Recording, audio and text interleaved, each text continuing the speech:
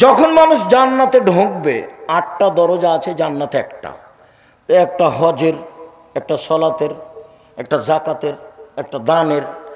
তো ফেরেশতারা ওই সময়তে ডাকবেন, আসেন আসেন যারা দান করেছেন এই দরজা দিয়ে আসেন, আসেন যারা সলাত আদায় করেছেন এই দরজা দিয়ে আসেন, আসেন যারা সিয়াম থেকেছেন এই দরজা দিয়ে আসেন, যারা হজ করেছেন।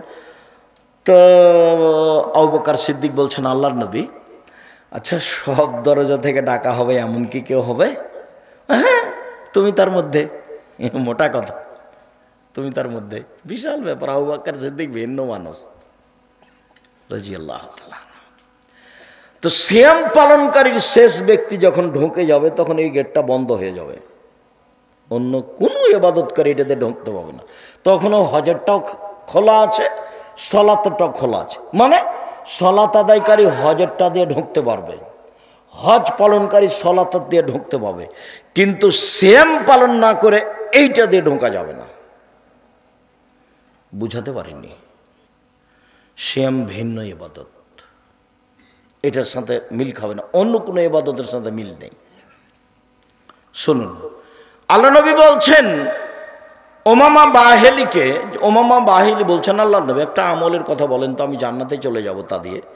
তো আল্লাহ রাসূল বলছেন, ওমামা সিয়াম পালন করো।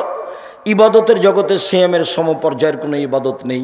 ১, ২, ওমামা তুমি সিয়াম পালন করো, ইবাদতের জগতে সিয়ামের মতো কোনো ইবাদত নেই। ১ মিনিট, এটা হলো সিয়াম, একটা মতো আর একটা সমপর্যায়ের। এটা হলো সলাত। সলাত যত দামি ইবাদত হোক না কেন, কেউ যদি বলে সলাত সিয়ামের সমপর্যায়ের, ভুল হবে। মানে এর সমপর্যায়ের কোনো ইবাদত পৃথিবীতে নেই। কেউ যদি বলে হজ সিয়ামের মতো, হবে না। কেন? এর মতো কোনো ইবাদত পৃথিবীতে নেই, একেবারে ভিন্ন ইবাদত, এর নাম সিয়াম।